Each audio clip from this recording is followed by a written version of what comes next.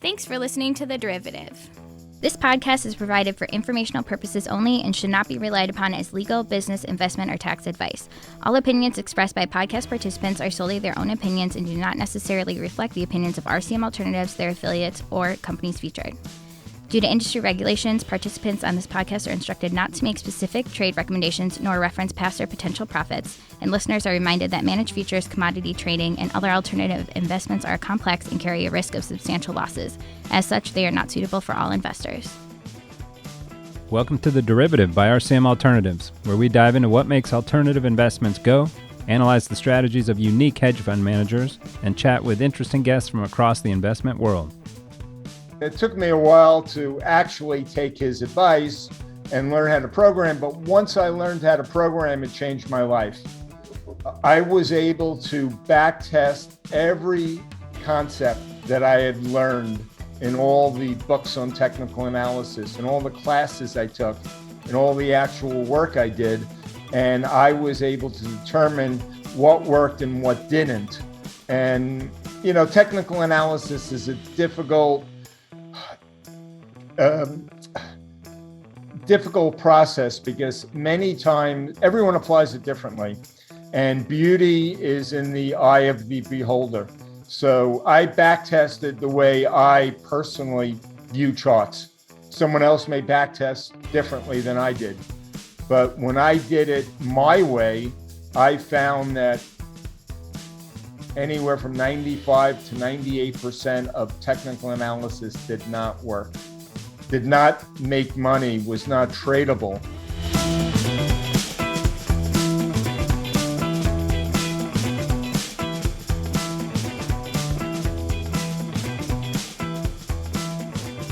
All right, hi everyone. We're here with a guy who's been around the trend following, technical analysis, fund management business so long. He's sort of gone full circle back to the beginning, now putting his quiver of systematic models onto the emerging derivatives markets, which are Chinese futures.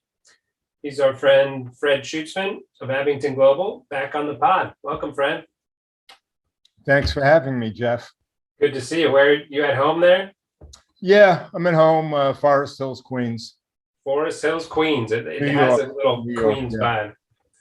And then we'll get your New York accent. I love when you say chart. Can you give us a chart? Chart. Chart. Right.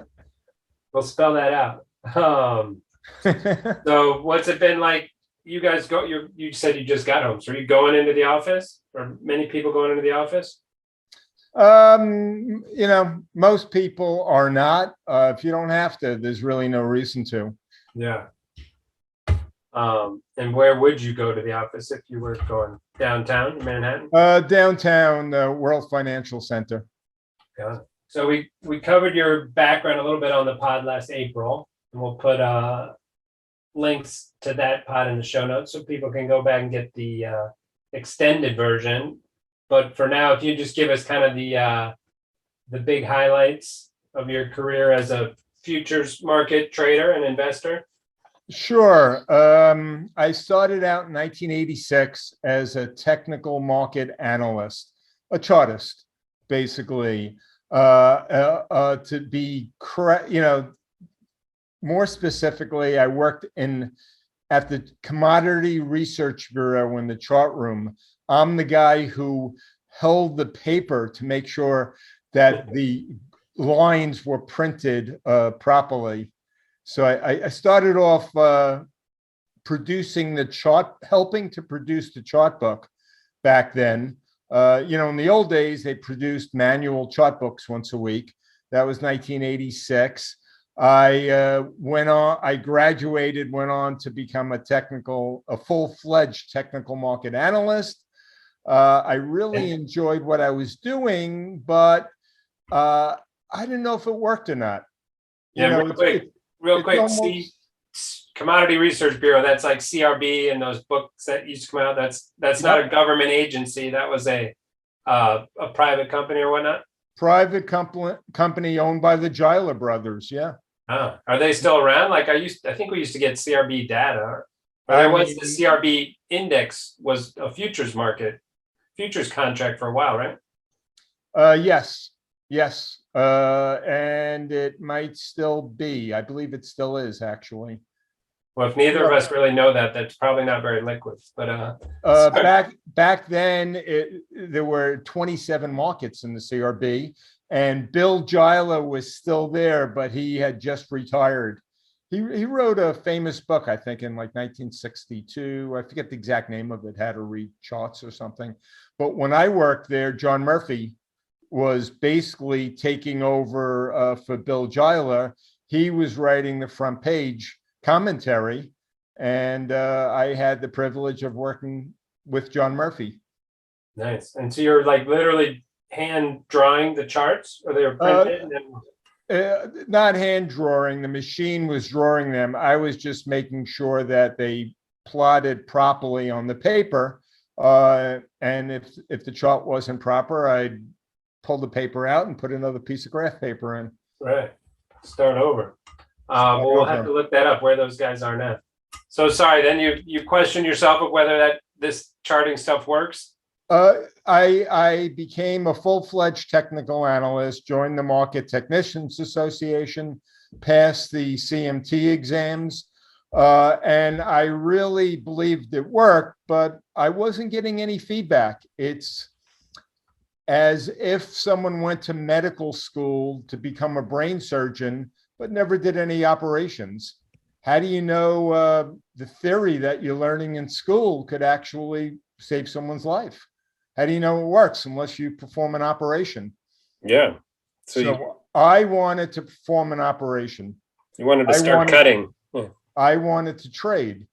And I figured the only way to determine if my knowledge, if what I knew actually worked and actually made money in the markets was to buy and sell commodities. Yeah. For your own account. For my own account initially, and then for client accounts. I was always skeptical of the industry because every technical analyst I spoke to called every bottom and every top in the market. Everyone selectively remembered their successes and forgot their failures. I wanted a report card. I remembered my school days, and I appreciated school. I liked going to school and getting a report card. I knew how I stood. I knew how well I was doing, and trading, I felt, would, to some extent, give me a report card. Yeah, so you would say that the ultimate report card, right? Yes. I mean, obviously, there are traders who are more skilled than others, but I felt that even if I was a mediocre trader, having these tools at my disposal, I should certainly be able to generate a profit. And so that led into Briarwood? That led into Briarwood. And it was probably a 5 or 10 year process. I didn't realize how difficult trading actually is. Knowing how to read charts doesn't, you can't monetize that skill immediately. Well, thank God you weren't doing the brain surgery you mentioned. You might have lost a few of those early patients. Exactly. So first step was trying to understand how to actually apply this theoretical knowledge in the markets and how to get out if I was wrong. In the beginning, I figured I'm always going to be right. What do I need to stop for? Right. So first thing I had to learn was how to place a stop loss order. And then after a few years of doing it, I realized that, I need to backtest these concepts. And the only way to backtest these concepts is to learn how to trade. Yeah. And a famous, I was very fortunate early on. A famous commodity trader, Robert Rotella, was, I knew him from the coffee floor, and also we were both teaching at the New York Institute of Finance. Robert was very generous with his time and advice, and basically told me, if you want to get anywhere, you have to learn how to program. Yeah, he's been on the pod. We'll put a link to his his notes in there, or a link to his pod as well. I'd forgotten about that connection. That's cool. And it took me a while to actually take his advice and learn how to program. But once I learned how to program, it changed my life. I was able to back test every concept that I had learned in all the books on technical analysis and all the classes I took and all the actual work I did. And I was able to determine what worked and what didn't. And, technical analysis is a difficult process because many times everyone applies it differently, and beauty is in the eye of the beholder. So I back tested the way I personally view charts. Someone else may back test differently than I did, but when I did it my way, I found that anywhere from 95 to 98% of technical analysis did not work, did not make money, was not tradable. And give us an example of like a simple, like selling at a 90 stochastic or something like that. Like, oh yeah, selling when a market's overbought. I'm sorry, selling when a market's overbought, or buying when it's oversold did not work. Actually, the opposite worked a little bit better. Probably better off buying when the stochastics is 90%. Right. And some would say right? Like to say 95% of technical analysis doesn't work, like you still have to create a strategy on the analysis. So it's not that the analysis doesn't work. It's just the strategies built purely off of that might not work. Exactly. And I was going to clarify that myself. Not that it doesn't work, but for me, a concept that works is something I could, number one, objectively define, and number two, generate enough of a profit to give me a net positive return after overhead. And overhead is basically slippage and commissions. And how do you, for a concept, it doesn't pay to trade a concept where I'm going to break even and then end up losing money after, paying commissions and slippage. Not only do I have to make a small profit and then some, but I have to make enough of a profit to make it worthwhile to trade. Why risk $1 to make a $1 if I'm taking a lot of risk? For sure. And how did you tend to tilt in your modeling towards more of like a positive skew, long volatility type models, right? Like you can take the analysis and go either way. Of like 9 times out of 10, this thing reverts, so I'm going to trade that. But you're saying maybe the 10th time, I only have to risk $1 and I can make $25. That seems like the better opportunity to me. For me, it has to suit your personality. That always fit my personality. I was always comfortable being a trend trader. I like the idea of being right, maybe 38-40% of the time, and making nice profits in the long run. I didn't want to be an option seller, for example, where I could be right 99% of the time, and then if my strategy is not perfect, blow up on trade number 100.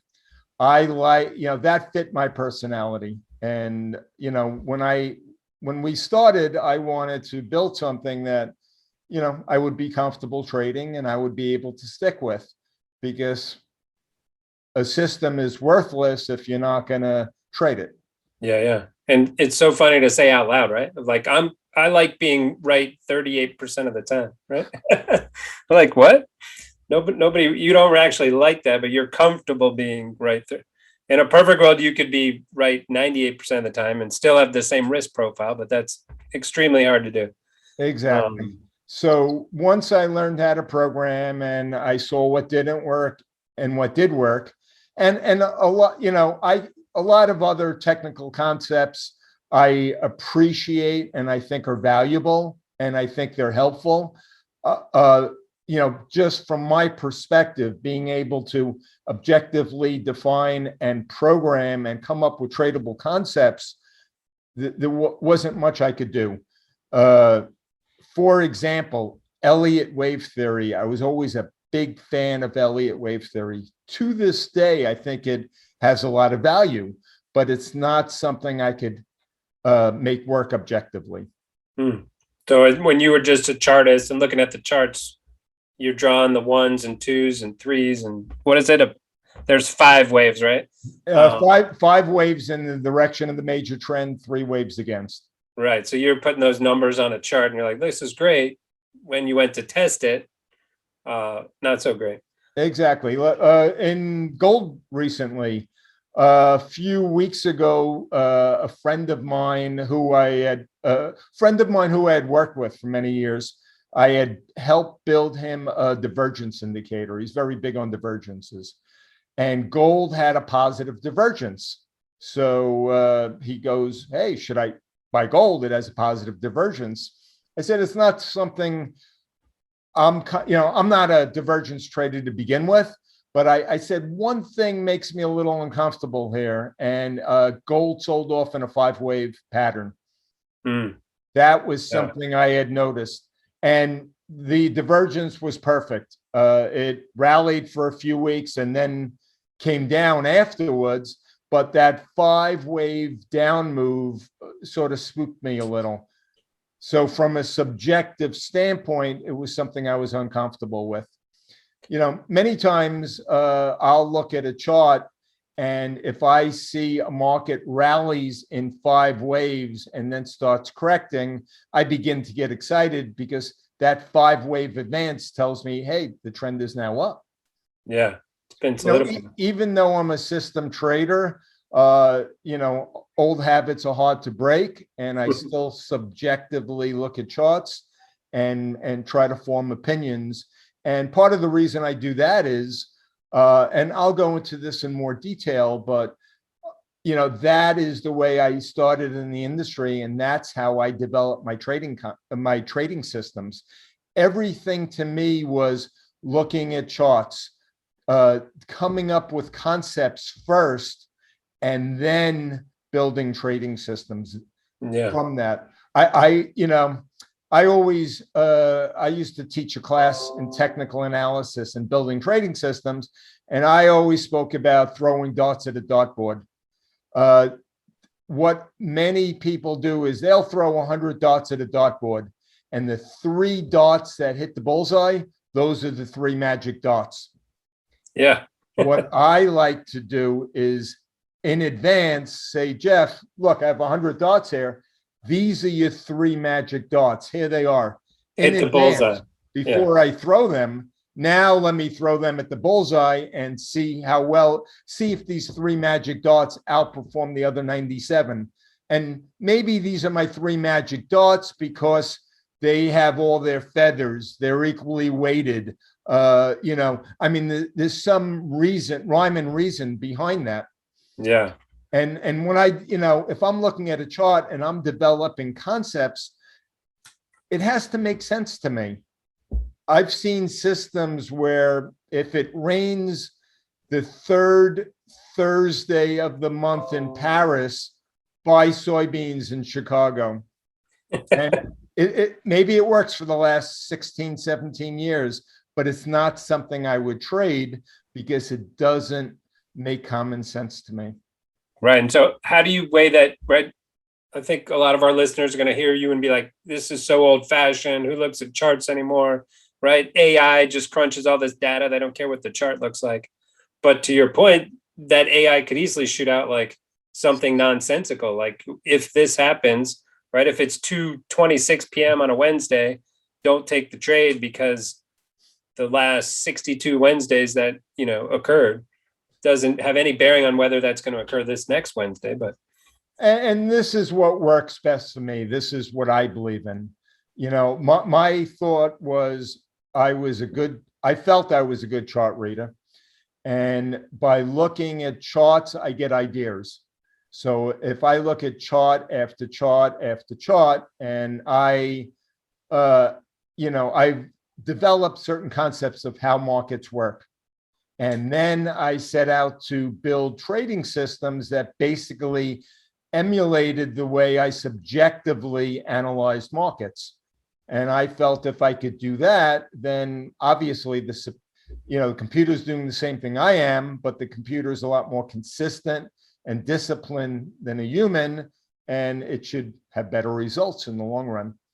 Yeah, it's weird to me, right? Like if you said you get some global macro guy and he's like, I just take my experience of analyzing sectors and this and that, and I've coded my experience into a model. I feel like people give that if they're voting 1 out of 10, like, oh, that's an 8 or a 9, that's exciting. And if you approach someone and be like, I look at charts and then I come up with a model, these days they're going to be like, charts? You kidding me? Right? Like nobody does that anymore. And I feel like they'll go on the other side of it. But why do you think that is, that people have kind of moved away, right? That certified market technician never really took off. At least to me, what I see on FinTwit, on Twitter, if people put up a chart with some lines and everything, 80% of people come back at them of like, oh, let me draw a smiley face here or whatnot. So why do you think we've moved away from charting as a legit thing? A few reasons. One, it's a skill that you could never monetize. I remember in the old days, being in New York, I was able to rub shoulders with the top technical analysts, alive. People like John Murphy and Ralph Ancampora and Alan Shore and John Tyrone. I mean, those were 4 of the classes I took at the New York Institute of Finance. I mean, big names. The problem is technical analysts never generated income for firms. And, back then you were able to get a job as a technical analyst, but year after year, companies just let their technicians go because they weren't profit centers. They didn't consider them valuable. And now, I mean, I haven't looked for a while, but my understanding is now not that many technical analysts are really employed. Yeah, well, they'd rather have the quant, right? Which is funny because they're so similar in nature, but yeah, they're able to program it right out of school. Exactly, they are similar. And I always thought technical analysis was valuable, and just because I'm saying 95 to 98% of it didn't work for me isn't a knock on technical analysis, because I would imagine a quant would probably say the same thing, that very few concepts they actually use. Yeah, I think you're in the majority there for sure. But I think most people have that feeling of like this technical analysis, it's all up, like you said, beauty of the beholder, or in the eye of the beholder, and what you do with it matters. It doesn't just work straight out of the box. Yeah, so the problem is technicians really couldn't get paid, so there's not many technical jobs out there anymore. Not only that, they had a bad reputation. This friend of mine, Dennis, who I worked with many years, he gave me a job. My first job in money management was with him. And from day one, he was a big fan of technical analysis. But from day one, I'm trying to think of the exact quote. It was something to the effect that all technicians have holes in their shoes. He tried to impress upon me from day one that technicians that never trade really, they don't make any money. Yeah, they're analysts. They're not well paid. They can't trade to save their life because they've never done it, not because they're applying the wrong concepts. It's just a long learning curve. It took me 5 or 10 years to actually take my theoretical knowledge and become profitable. I think you see the same thing in the quant space today. Like when they come straight out of school and they're green, they're deer in the headlights when, presented with real money problems a lot of times, or, oh, if I'd known then what I know now, right, of like the risk controls and all of the, degrees of freedom that they don't think of in their first iterations of their code and whatnot. Exactly. Now, I always felt technical analysis was very helpful because it helped me understand how markets worked, how they traded. And if I could understand how, what is a chart? It's basically a pictorial view of human behavior. So if I could understand how people are buying and selling by looking at charts, I thought it would, it's of great value. And if you could understand markets and understand how markets work, I think you have a big edge when you're trading systems. Whereas if you're right out of school, if you're a quant, if you throw 10,000 ideas at the computer and come up with 2 or 3 systems, how do you know they're actually going to work going forward? The magic darts. Exactly. Obviously, some dots are going to hit the bullseye, but that could be pure coincidence. So, I remember when I started out and I was so fortunate to spend time with Ralph Ancampora. And every time I spoke to Ralph, I was amazed at how much he knew about markets.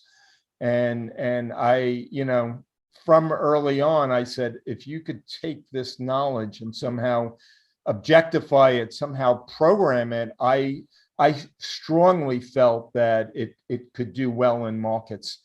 And that has been an edge for me, understanding how markets work. When I build a trading system, I'm building a trading system that, number one, is rooted in common sense, and number two, back tests well. But if it doesn't make sense, if it's not something that you would expect to continue to occur in the future, there's no sense in trading it. Just because something back tests well, just because it's the magic dot, doesn't mean anything. The object of the game is to make money on the right side of the chart, not the left side of the chart. But I took the scenic route. I learned how to, I worked various jobs. I worked, plotting charts. Then I worked writing commentary. Then I was a full-fledged technical analyst. Then I worked with some money managers. Then I learned how to program. Then I formed my own CTA. But if I would have learned how to program early on, the 1980s, you could have been making 100% a year. If you look at you and John Henry, Richard Dennis and the Turtles. Yeah, these traders, they were making 100% a year back then. Right, with models I could write in Excel in like 30 minutes today, right? Exactly. So by the time I got started, which I was late to the party, by the time we were doing really well, the party pretty much ended. So I was fortunate. I was able to make some good money. Briarwood had as much as $247 million under management at our peak. But if I would have started 10 years earlier, who knows? We would have had a lot more. Yeah. And if I would have started 5 years later, I'd probably have no money at all. I have friends in the industry who are smarter than I am, and they really haven't been able to make money, but it's a function of markets. It's difficult to make money nowadays, whereas in the 1980s, 1990s, 2000s, anyone could have made money. When I was teaching one of my classes, I remember telling people it's easy to make money. Moving average system is profitable over the long run. It is not difficult. Back then it wasn't difficult to build a mechanical trading system that would give you a decent risk reward ratio that you could trade live. Now it's exponentially harder. I love it.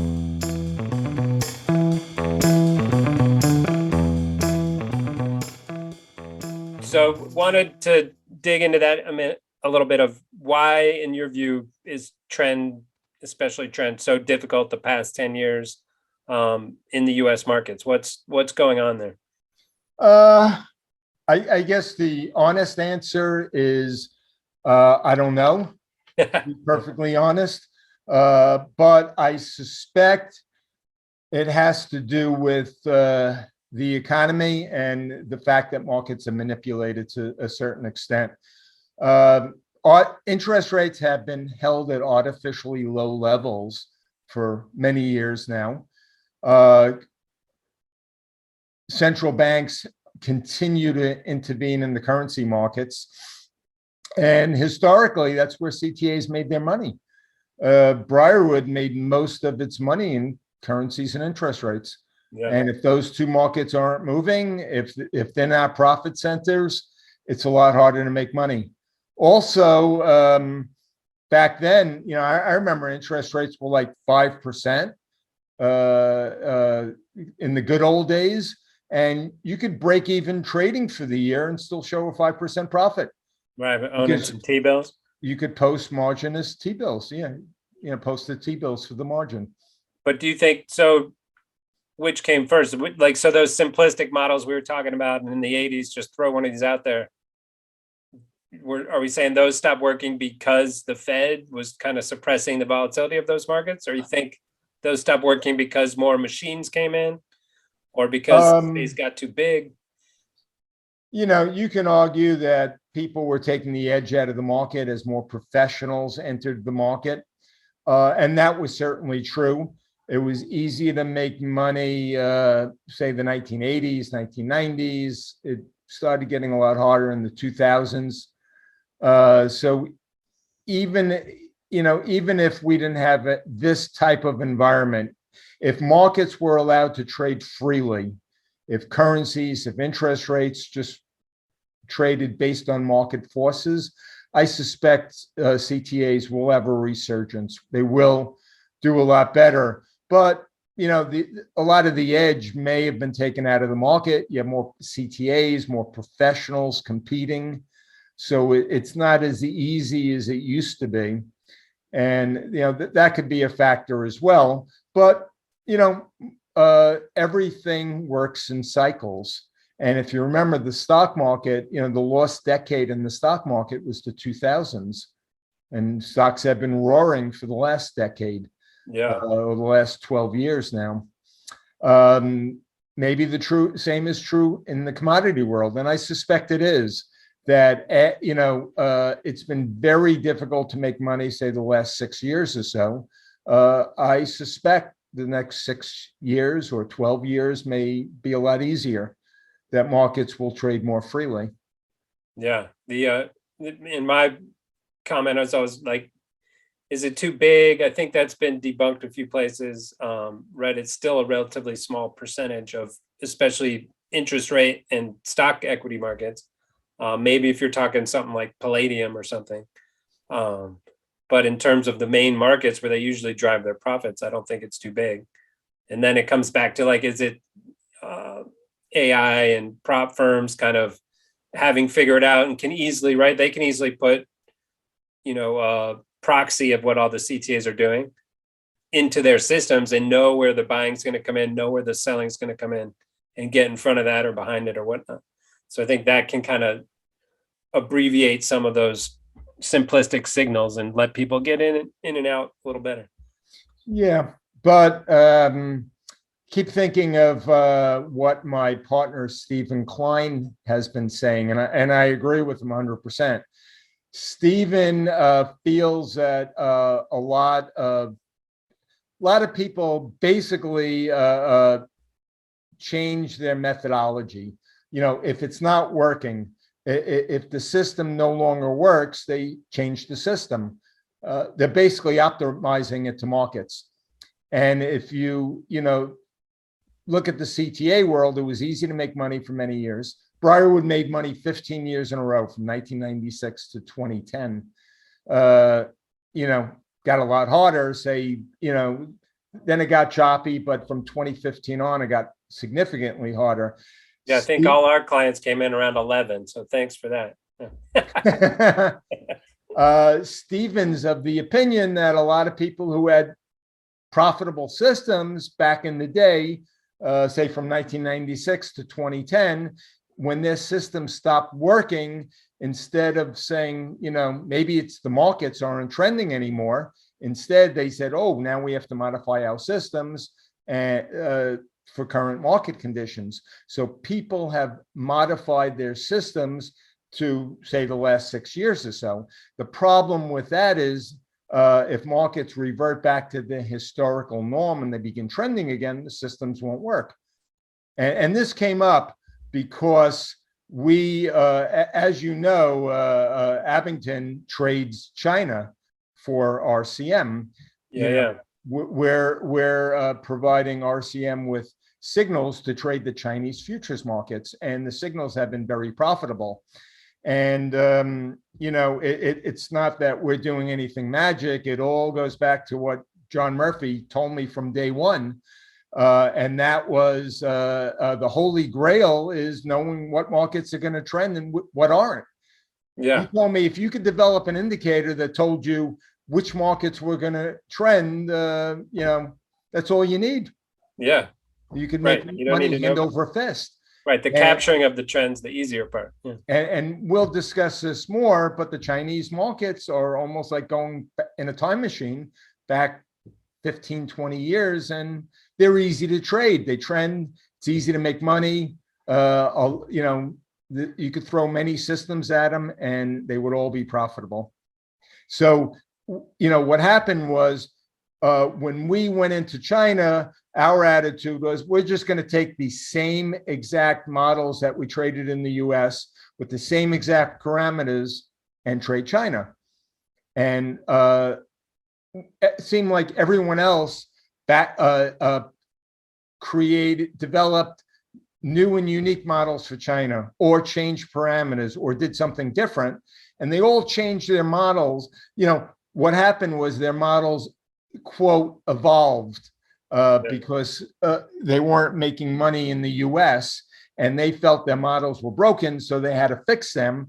And they apply, and some of these people applied their new and improved models to China, and they didn't work. They didn't do well. And it seemed like Abingdon was doing very well in China, and a lot of these other people weren't. And Stephen goes to me, you know what it is? They had these really profitable trend models, but they changed them. Yeah. What they did was they optimized them for the last 2 or 3 years instead of looking at a 20 or 30-year time horizon. Right, which this has been a common theme on this pod of, I can't blame them because it was change or go out of business, right? And if you're left with those two options, you're probably going to change, right? I went out of business. Yeah, so there you go. We ended up closing Briarwood. I kept, I had many sleepless nights considering this, but my attitude was the systems were built basically on data that went back as far as 100 years. They worked. If they worked over a 100-year period, I wasn't going to change it because markets stopped trending for 2, 3, 4 years. Yeah. My attitude was the systems weren't broken, the markets were. And maybe the best thing to do was step aside and, it wasn't, I didn't want to build counter trend models. It wasn't something I was comfortable with. And it wasn't something that I felt had a good risk reward ratio. I said, maybe it's better to stand aside till markets revert back to their historical or long-term norms. And when we started trading China, again, we're trading the same exact models, same exact parameters that we had in the US and China, and the models are working perfectly. They're making a lot of money. And they would have done horribly in the US over the last few years. So are the models broken or are the markets broken? I could argue, going back to John Murphy, I could argue just if you could identify the markets that are going to trend, then we could do very well by applying our models, which are trend following in nature, to these markets.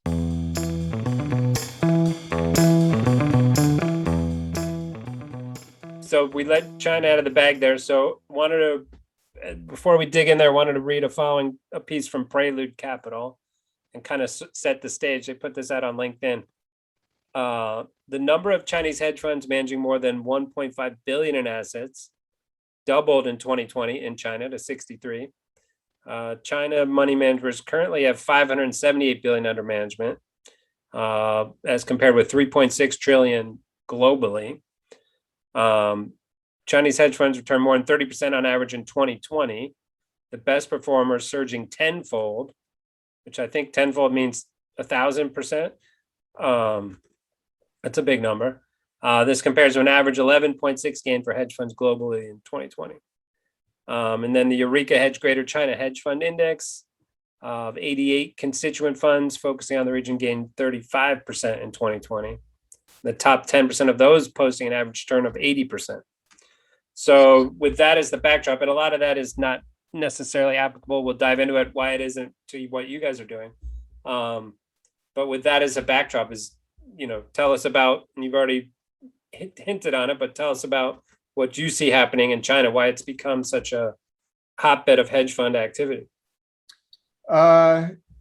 The market's trend. It's easy to, in the old days, I remember saying, easy to make money. And we made money for 15 consecutive years. And, every year I was amazed. I said, I can't believe how simple this is, how easy it is to get a positive return each and every year.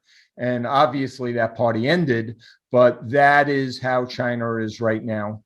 And we'll throw out a quick past performance is not necessarily indicative of future results. Disclaimer, but as you lived, right? Yeah. Or at so far it's been that easy. Yeah. And part of, I believe part of the reason is they have unique markets that are not traded anywhere else. In the US, CTAs made their money in currencies and interest rates. And a lot of these other markets are not that liquid, to tell you the truth. You want to trade coffee, or Kansas City wheat or bean oil, cotton. They're not the most liquid markets in the world. Outside of currencies and interest rates, it's really only a handful of really liquid markets. Yeah. Like crude and gold and soybeans. In China, they have the most liquid markets in the world. I haven't looked for a while, but maybe out of the 12 markets with the highest volume, out of 20 markets with the highest volume, they maybe had 12 of the 20, but they have extremely liquid markets. They have, they don't really have any currency markets. They do have some equity indices and interest rate markets, but in general, 95% of what we trade there is commodities. Yeah. So, and more so like industrial type commodities, right? Basically, yeah. But the beauty is you can't manipulate these markets as easily, at least. The currency markets, you have central bank intervention. Interest rates, governments could affect, yields. But in general, what can you do about the soybean crop? What can you do, about crude? There's OPEC, there's other issues, but these commodities, I think, trade better on a technical basis because there's fewer outside influences, and the chart really determines future price direction to a large extent. Right. So they have unique markets that are not traded anywhere. Such as, what are some of those unique ones?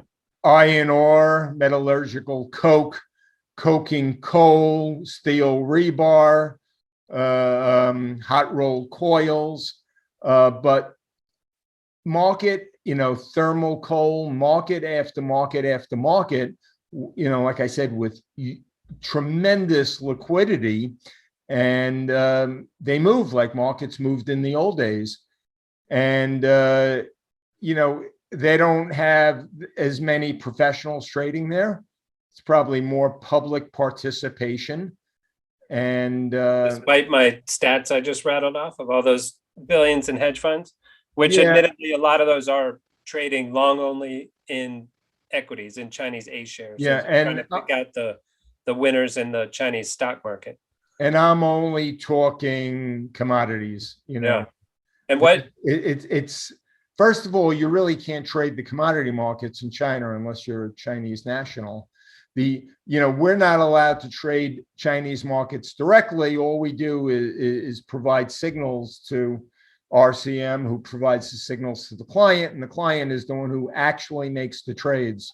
Yes. There's only, there's maybe 40 highly liquid Chinese futures markets, and only 7 of those are internationalized, where they allow people outside of China to trade them.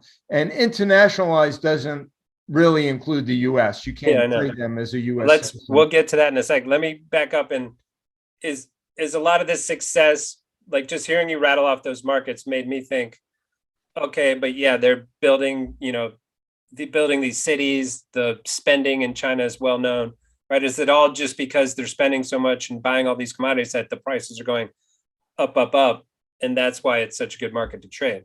Like, are you seeing all they do is go up, up, up, or are you seeing major down spikes as well? I mean, historically, you make more money on the long side than you do the short side because of the nature of markets. Well, they can they have infinite. They can go up infinitely, and they're capped on the downside. Exactly, and when they move, they can move exponentially many times on the upside. But I mean, we've traded both sides, but in general, you're right. They have been going up primarily, and you're asking the wrong person. I'm a Chartist. I'm not, I don't look at the fundamentals, but you're right. They, I believe the Chinese economy is the second largest in the world. Yeah, soon to be, by all accounts, soon to be number one over the U.S., right? Yeah, and I mean, I was a speaker with CompuTrack in 1992. We did a tour of Asia, and when I went to Beijing and Hong Kong and some of these other countries, some of these other cities in China, people were riding bicycles. There weren't even that many cars back then. It was a different world. Yeah. China has advanced so dramatically over the last 30 years. Their economy is growing by leaps and bounds. And so what you're saying makes sense. Yeah. There's probably a lot of demand for these commodities because of their tremendous growth and their tremendous, growth potential going forward. Right. So do you view, it's sort of a way to play that growth potential without getting exposure to these equity markets there, right? Like we saw that they came out, I think it was 2 weeks ago, and said all these companies that do like tutoring, student tutoring, are going to be government owned entities or something, right? They basically shot all their stock prices down 80% in an hour by saying they're right. So that's the kind of stuff that scares people off of China, of like, oh, I'd love to be exposed there, but I don't want any exposure to that kind of nonsense. Yeah, I would suspect it's harder because, again, the government could enforce certain rules for companies. For example, how do you enforce a rule for copper? What are you going to say? No one could buy copper. Right. Where no one could buy copper for the next 90 days. And obviously, that would have a negative effect on price, but they have less power to control the commodity markets than they do other markets. And but part of me thinks, my pet theory is maybe they have the ultimate control, and that's what keeps them kind of more smooth and trending versus in the global markets where there's no central control. So they're choppier and less easy to trade. Whatever makes the markets trend. Yeah, right. That was going to be my next question. Like, do you even care, right? If it's central committee backed trends, if it's demand, infrastructure spending trends, who cares, right? As long as it's working, you don't care. All we care about is risk and reward. Right. Obviously, if the price of something could go from 50 to 100 in 3 months and then back down to zero overnight, of course, that's something we can't trade because the risk would be too great. Yeah. But we don't really care why a market's going up or why it's going down, as long as we have a good risk reward ratio. Right. Or even what the market is, right? Like you don't care if there's enough liquidity. Let us in, let us out, let us do our thing. Exactly. And we were pleasantly surprised. At first we questioned the liquidity of the Chinese futures markets. we saw big numbers on paper, but Stephen and I looked at each other and we said, are these legitimate, or Chinese government just publishing them? But they're legitimate. You can tell by your fills. These are thick markets, and the Chinese, the public seems to, I had been told this early on. They like to take risk. The Chinese population in general, they're not as risk averse as they are in the U.S. And there seems to, they seem to be a lot more open to trading commodities in China. I love it. So let's dig into the system a little bit itself. There's kind of two elements, right? The automated buy and sell signals and the risk management overlay. So dig into that a little bit if you can. And just to take a step back, our philosophy on markets was always that, markets are different. They don't all behave the same. You look at a currency chart, at least historically, it looked totally different than, say, a soybean chart. Mm-hmm. Grains trade differently than the currencies. Precious metals trade differently than crude oil. The problem is, when I started backtesting, I was fortunate enough to work for a firm early on that developed a unique system for every single market. They not only had different systems in each sector, but they had a different system for heating oil than the one they traded in crude oil. Yeah. And I learned early on, I said, oh, this doesn't make any sense to me. They believed the sample size was 30 trades. And when, we developed systems on paper that had these great profit to risk ratios, then when you put them into play in real time, they lost money. And I said from early on, I said, 30 trades is not a big enough sample size. I personally decided I wanted 2,000 or more trades. And the only way to get 2,000 or more trades is to apply a one-size-fits-all approach. Same model, same parameters to many different markets across a long time frame. And when I did that, more and more, I realized markets change their stripes over time. For many years, gold was a dog. It did absolutely nothing. Then all of a sudden, I may have been in the business from, say, the late 1980s, and it took gold 13 years or 15 years till it started moving nicely. All of a sudden, gold started trending. And gold was the hot market after say 15 years of choppy action. So I learned that you never know what the next trending market's going to be. And you never know when a market like currencies is going to stop trending and start going sideways. Yeah. So I said, hey, I like this one size fits all approach. I like building models where I could backtest and have 5,000 or 10,000 trades. And since I'm applying a one size fits all approach, doesn't matter if a market starts acting differently than it did in the past, begins to trend or stops trending. I have a cookie cutter approach that will work no matter what markets do, as long as some of them trend. Yeah. But isn't that counter to your first thing you said of like that all these charts look different? They do, but there was no way to quantify it. Yeah.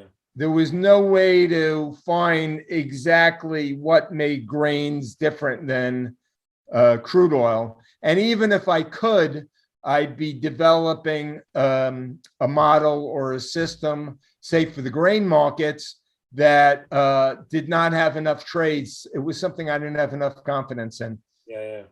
I had seen one of the most successful stock market models ever developed. And I, in the beginning of my career, I was a programmer for hire, and I programmed this for someone, and it had over 5,000 trades over a 30-year period in the stock market, trading a stock index. Then it stopped working. And I said, holy cow, here's something that worked for 3 decades. Yeah. And then stopped working. But if you apply the same exact model, one size fits all approach, to 30 different markets over a 20 or 30 year time frame, it's a lot less likely to stop working. Yeah. So that particular model probably didn't work when you put it on 20 other markets.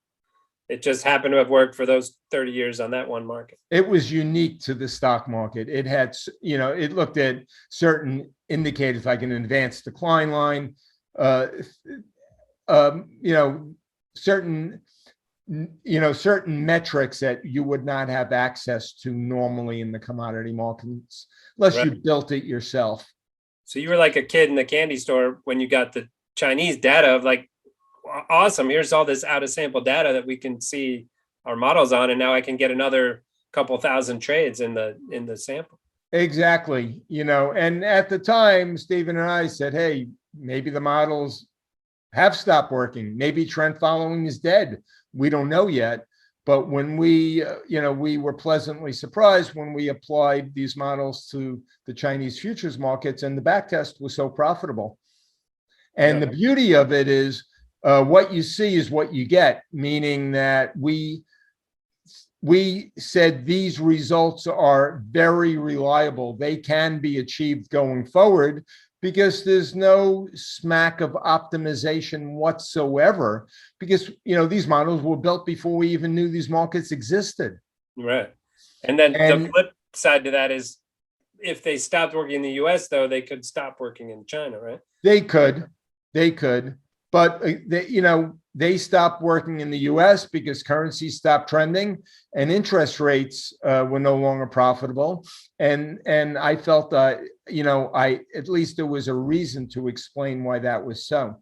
Have you dusted those off? I bet they actually did pretty well in the last 6 months. I've actually been trading in them for the last 2 years. Yeah. I felt markets were beginning to change in 2019. And, we were early, but they've worked well, actually, for the last 2 years. Yeah, so the CTA trends had a little bit of a resurgence with all the reflation trade and possibly inflation. Not only have they worked well, but every indication is they should continue to work well for the foreseeable future in the U.S. And how do you have a view on that? Of if inflation shows up, it's for sure going to show up in those Chinese commodity prices, right? Like, it seem hard to have U.S. inflation without it showing up over there. To me, what I like about China is we could get positive absolute returns, number one. Number two, it's not correlated to really any other asset class I've seen. It's not even that highly correlated to U.S. commodity markets. Yeah. And, when I look at the two, I mean, there is some correlation, but a lot less than you would think. So what is going to happen, in my opinion, is if China ever opens up their markets to the world, every CTA is going to start trading China, if for no other reason than diversification. Yeah. Adding Chinese markets to your current portfolio will not only increase your absolute returns, but it'll lower your drawdown. In China, I could throw a dart at the page and a magic dart, or just a normal dart? Just a normal dart, and say, oh, here's another trading opportunity. Yeah.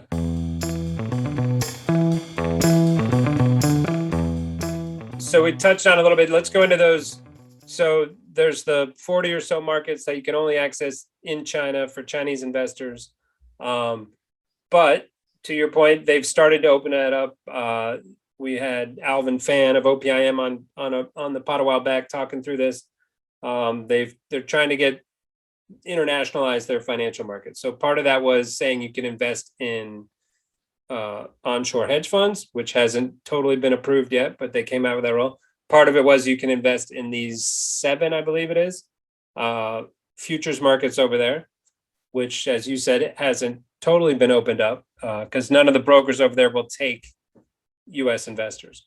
So international doesn't include U.S. Maybe that's because of the trade war, or who knows what that is. But you guys have looked at those 7. You've created a model just on those 7 or some subset of the 7, and are creating a program to access for U.S. investors through Cayman, through a Cayman structure where they can get access to this. So what's exciting about those markets? Which markets are those, and what's it look like? Sure. And what we're doing is just take the models we were trading in the U.S. From like the late 1990s on, applying the same exact model, same exact parameters to these 7. There's overlap, of course. Technically, you could argue these 7 markets are a subset of the 40 markets. Yeah. That's true, but it's not fully true. 4 of these 7 markets are identical to the ones that Chinese nationals trade. 3 they developed just for international traders. Okay. And let me just make sure I give you the right 3. Fuel oil, low sulfur fuel oil. You could trade fuel oil in China, but they have a low sulfur fuel oil contract that international traders could trade. Also, rubber and copper are 2 heavily liquid markets in China, but you can't trade those contracts directly. They created secondary contracts that I'm not sure exactly how they differed. They may have different grade of copper for all I know, but they're internationalized contracts. The other 4 contracts, iron ore is one of the most liquid markets in the entire world. It'll probably be everyone's favorite market to trade or close to it going forward. It's a great market, and you get to trade the big boy contract along with everyone else. Same is true of palm oil, crude oil, and what am I missing? PTA. It is, don't ask me what this is, but it's an asset contract. Not the Parent Teachers Association. Iron ore is a great contract. So is palm oil. So is crude oil. PTA has had big moves, but I don't. In my opinion, it doesn't trend as well as the other 3. Copper obviously is a great trending market. And but your model will automatically distill those lists down to the tradable ones? What it does is, I'll go through the models, but we basically built models to, in its simplest terms, basically to try to identify which markets are trending and trade them. Yeah. The John Murphy Holy Grail approach. Yeah. And, easier said than done. And, the trick now with these internationalized markets, like I said, there's 7 of them. 4 are highly liquid. The other 3 are becoming more liquid day by day. So, our hope is all 7, if you can't trade all 7 today, hopefully, 1 month, 3 months, 6 months from now, all 7 will be tradable. And as more people get into the space, they're going to be trading it. But we don't do anything different in these markets than we do elsewhere. And this is how our models basically work. Our program is based on 3 models. We've developed many more models, but we feel we get enough diversification trading 3 of them. Adding a 4th, 5th, 6th really didn't add a lot of value. We have 3 that are different enough, even though all 3 are trend following, different enough in terms of time frame, in terms of methodology, entry, exit, money management, where the 3 of them combined give us a smoother equity curve than any one in isolation. And 2 of the 3 are medium term in nature. 1 is longer term. The basic approach is when markets go up, we want to buy. When markets are going down, we want to sell. Simple trend following. But there's a twist. For example, one market's a breakout system, break above resistance, for example, we buy. Another one is a pattern recognition system. We believe that's somewhat unique in this industry because we've been able to take subjective price patterns, put them into convert them to objective rules and actually program them. And from what I've seen, few people have been able to do that successfully. So the patterns themselves are nothing you haven't seen, Jeff, but the fact that the computer could search all the commodities and identify them for us is somewhat unique. And it goes back to what we said earlier, beauty's in the eye of the beholder. I could show 10 technical analysts a chart and maybe 5 will say, yeah, that's a head and shoulders top. 4 will say it's a double top. And the last one will say, I don't see anything. Yeah. But so market Rorschach test, right? They see what they want to see. So it's the beauty of the chart as I see it, programmed. The systems, the way they work, they enter the market at different stages. I was always intrigued by the concept of pyramiding. I always liked reading Reminiscence of a Stock Operator, or Jesse Livermore's book, or about Richard Dennis, and learning how these great traders would put on trades. And, some of them believed in the concept of pyramiding. I could never, I always liked it conceptually, but I could never take that concept and make it work objectively. Every time I tried to program, I found out that my first purchase was my best one. As I bought more and more as the market went up, the risk reward would diminish on each increase, at each higher and higher level. So what we did was build 3 systems that entered at different times, and each of them had filters, which I'll explain in a moment as well. So if a market is going up or down, we may have anywhere from 0 to all 3 systems participating. Ideally, if a market's going to have a big trend, we're hoping we'll get 3 systems, getting in on the action. And if a market's choppy, we're hopeful that, we don't get in, or we only get in with 1 or 2 systems. But if gold is going to go to 3,000 an ounce, for example, in the future, and, gold begins to go up, we may buy our first position. Goes higher, maybe the technical system kicks in first, then the pattern recognition system, then our third system, our long-term systems, our statistical system. And that only buys, not only if it's going up, but if it's going up on increasing momentum. So by the time we get the third buy, we have basically, done the same thing as a pyramiding scheme, but we've done it in a safe, secure fashion. We've added to markets when they moved in our favor, and when they didn't move in our favor, we didn't have a full position on. We had less exposure. And if the market went higher and higher and higher, we'd be putting more and more on, but it made conceptual sense. And it allowed me to, say, okay, now I'm happy. I like pyramiding because the concept was if a market moves more and more in your favor, you should increase your bet size. That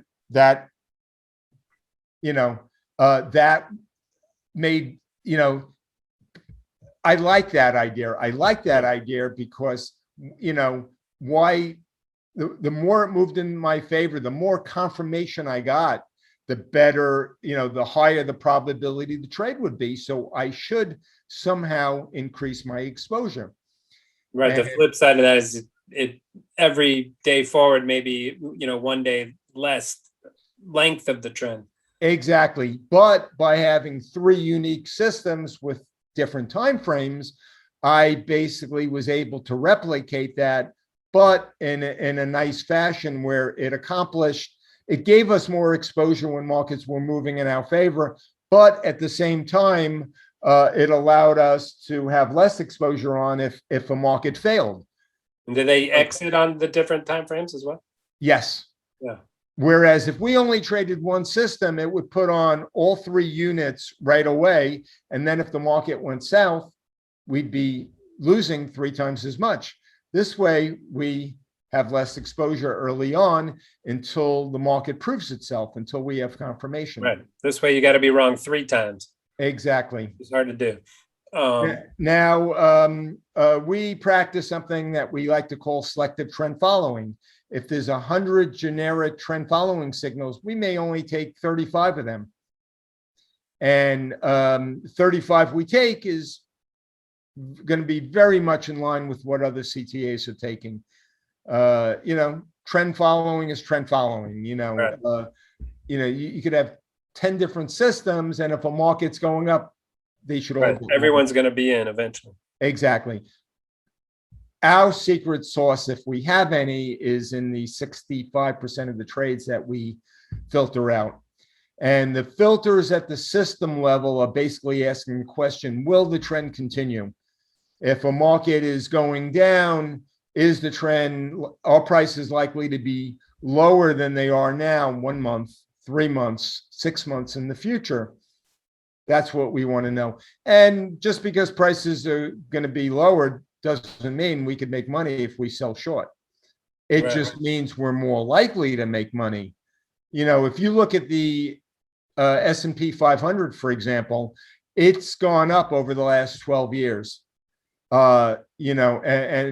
This is a trap a lot of system developers fall into. But if you develop a system on the S&P, I think the first thing you'll notice is your trades on the long side did a lot better than your trades on the short side over the last 12-year period. And, of course, the trend's been up over the last 12 years. So you're saying, per that concept, if you've seen this thing has mostly been going up over such and such period, you're going to be more apt to take that long signal and vice versa? Is that what you're saying on the filtering process? Yeah. Yes. The way the filters work is that filter at the system level basically tries to determine that, the stock market's been up over the last 12 years, so it's been easy to make money on the long side, a lot more difficult on the short side. So the filters at the system level say, okay, is the trend likely to continue? If the answer is yes, then we're going to be in an environment where the trade is more likely to be successful. Over the last 12 years, any trade on the long side in the S&P would have been more likely to be successful. So, we feel that if the trend is going to continue, then this trade has an edge. Yeah. Now, the probability, the risk management overlay, which I'll go into soon, that has its own filters. And those filters ask the question, is the trade likely to make money? And what we're doing at that level is more assessing the risk reward potential of the trade. I don't care if the trend's going to continue. The S&P has been up over the last 12 years, but if you show me a trade on the short side where I have to risk $1 to make $6, that's a great trade. I want to take that. Yeah. That's what the second set of filters is looking at. It doesn't care which way the market's going. It just cares about the risk reward ratio of the trade. And if they're counter to one another, if filter 1 says yes, filter 2 says no, no trade. Exactly. What happens is if we have 100 generic trend following signals at the system level, maybe 30 out of the 100 get filtered out. The remaining 70 get fed into the probability evaluator, which we'll discuss in a moment. And about 50% of those, 35% of those get filtered out. And out of the initial 100, we're left with 35. So where the 35 that we're left with are what we call higher probability trades. We're trying to find trades that are not only where the market's not only likely to move in our favor, but where we have a good risk to reward ratio. Yeah. And So is there a hard and fast rule for that ratio that you can share, or it's just you want it to be good? we want it to be good. It's based on a lot of factors, but normally if we're risking $1, we want to make $2 to $3. Okay. So 2 to 3x. And do you ever see trends where it's risk $3 to make $1?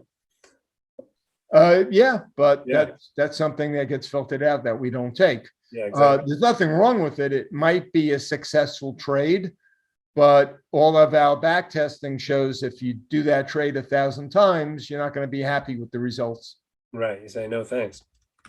At least not the way we trade, because the only way to make that profitable is you have to be right 75% of the time. The risk management overlay. Okay. The systems are simple. What they do is they have a concept that we're trading. Each system has an entry, 2 exits, money management stop, and a trailing stop. And it has a filter. We didn't want to overcomplicate the system, so we put that into the risk management overlay, which has 2 pieces: a probability evaluator, which is concerned with entries only, and it basically tries to compute a mathematical expectation of every trade, which is impossible to do, but this is, we feel, a proxy for mathematical expectation. And it has a drawdown manager, which is concerned with exits. The probability evaluator looks at a number of different factors that give us a small edge, or the opposite, tells us we have no edge in a market. And the more factors that line up, the better. Consider them green, yellow, and red lights. If we have 7 green lights, if 7 of these factors kick in, we assume there's a higher mathematical expectation than if only 3 green lights are kicking in. Right. And we're looking at various factors, not without giving anything away proprietary. Let's say trades that are giving signals in multiple timeframes, for example, are better. If you have a trade breaking out on a daily chart and a weekly chart, that's a stronger signal than just the daily chart. Yeah. If a market is moving sideways, if you have 2 markets that have dropped over a 6-month period, one goes sideways for the next 3 months, then begins going up. The other one is forming a V bottom. Which one has the higher probability of success? The one that stopped going down and moved sideways for 3 months. We try to find certain concepts like that we were able to program that gave us a small edge. And we felt that, sometimes they work, sometimes they didn't, but the weight of the evidence approach seemed to work very well.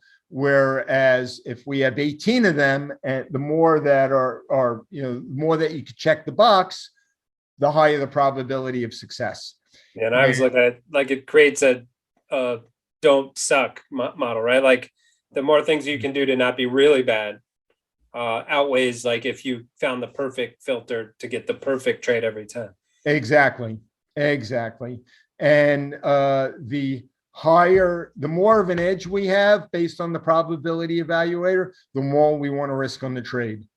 The lower our probability of success, the less we want to risk on the trade. And that's on each of the 3 models. Exactly. Typically, we'll start by risking 20 basis points in every trade on each model. So 20 in a $10 million account, 20 basis points is $20,000, 1/5 of 1%. Yeah. So if crude oil starts going lower and we go short crude oil on all three signals, we're risking 20, 20, and 20, 60 basis points. 0.3% or 60,000 in a $10 million account. Yeah. Looking to make 180,000, 3 times that. Exactly. Anywhere from say 120 to 180, ideally. Yeah. We can adjust, the probability evaluator, dictates, instructs us to fine tune that allocation. Instead of risking 60 basis points, maybe we're risking 0 or as high as 100 or 120 on rare occasion.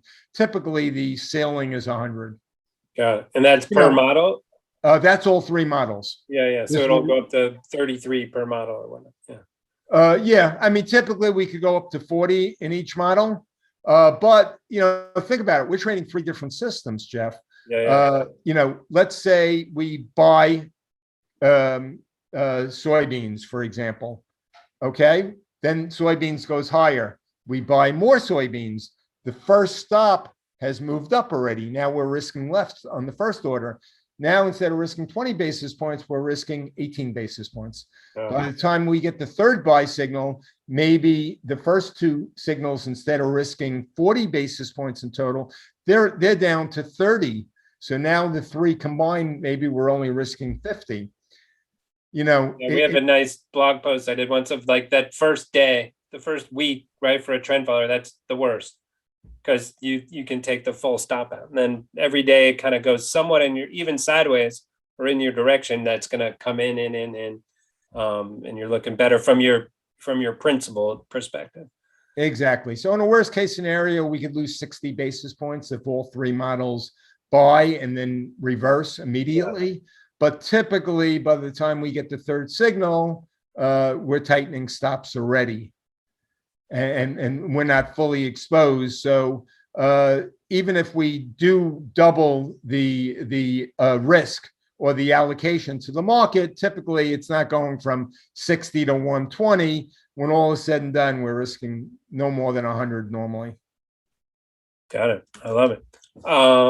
Now the risk. Lastly, the risk management overlay has helped a lot, because it filters out a lot of the lower probability trades, and more often than not, it allows us to participate in trending markets, big trends. We're only taking 1/3 of all the trend following signals, so we're going to miss trades as well. It's not unusual for us to miss a monster move. It comes with the territory. You can't filter out all the bad trades and only take the good trades. Yeah. I wish we were able to, but on occasion, we'll miss major moves. But when all is said and done, the 35% of the trades we take exhibit a better risk, reward profile than the 100% of the trades. Now, the final piece, the drawdown manager, that's concerned with exits. And that's concerned with managing drawdown. Typically, the systems do very well managing risk. There's the money management stop. There's the trailing stop. They work 95, 96, 98% of the time, except when markets move exponentially.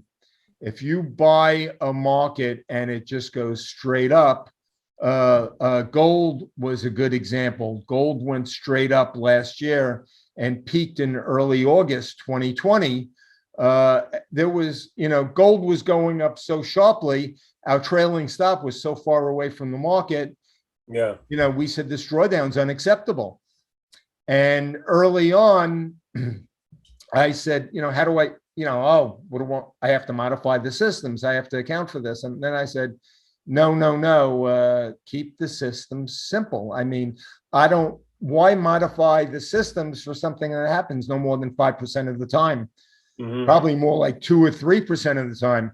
Why not just build a separate unit a separate piece of code that could address a situation. So what the drawdown manager does is it looks at various metrics, but in its simplest terms, it's basically saying where'd the market close and today, and where's our stop? And if the stop's too far away from the market, take defensive action. And which means move the stop up or get out of the position. Either one. First line of defense, it has its own logic to move the stop up. And if we can move, we let the drawdown manager determine the new and improved stop, which is closer to the market. And if it meets our stop criteria, if it falls within our risk threshold, fine, we'll take it. If it's still too far away, if it's still too far away from the market, we will take some money off the table. If, for example, I'm making this up, but if, for example, on a position, our risk threshold was 100,000 and the system stop was 280,000 away, then the drawdown manager kicks in. It has to stop 160,000 away. It's still too far away. What we might have to do then is liquidate, maybe as much as half the position to get it to 80 to 100,000 of risk. Love it. And I could tell you right off the bat, the drawdown manager hurts us. It doesn't add anything to the bottom line. If all you're concerned about is absolute return, you don't need the drawdown manager. Just let the systems run. What the drawdown manager does is it very often prevents big drawdowns. So it dampens drawdowns dramatically. It also hurts on the profit side. I'll make up some numbers. Maybe the pure systems are making 20% returns with a 12% drawdown. Now, maybe with the drawdown manager, you're only making 16% annualized returns. You went from 20 to 16, but you cut drawdowns from 12 to 8. So instead of risk reward profile of 20 to 12, which is, 1.6 to 1, maybe. Yeah. You went to 2 to 1. Now you're 16 and 8. Right. So it improves the MAR ratio, right? So it improves Absolutely. It improves the MAR ratio. And you have to be an old timer like you and I to know, that MAR is managed account reports. But in theory, that's all anyone should care about, right? You should only care about that ratio. Exactly. And I mean, I've had some people say, hey, you're not making as much money as someone else, but our response is, preservation of capital. We're not giving back your money. Or invest with less, put less cash up and not notionally trade it, and you'll make as much as you want with a better risk reward. Exactly. And that's what we target, the best MAR ratio.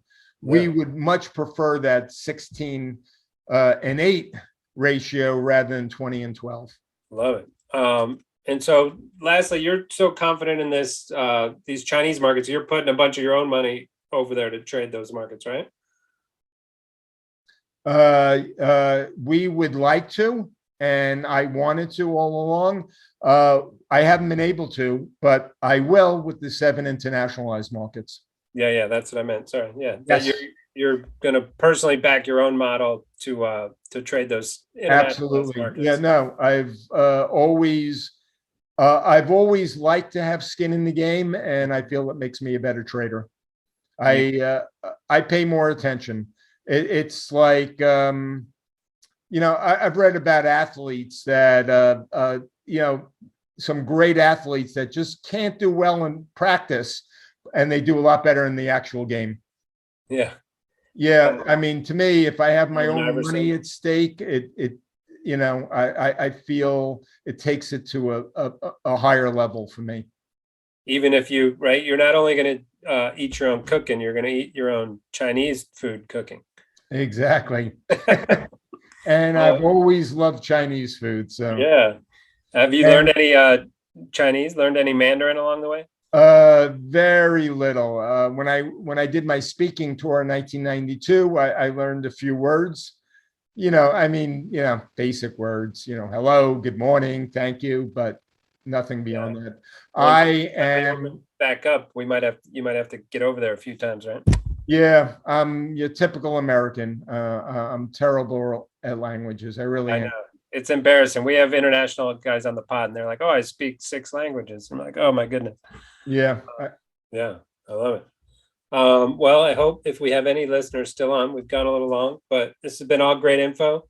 And so we'll put in the show notes some links to these internationalized markets, what we're doing to get access to those, and best of luck to you.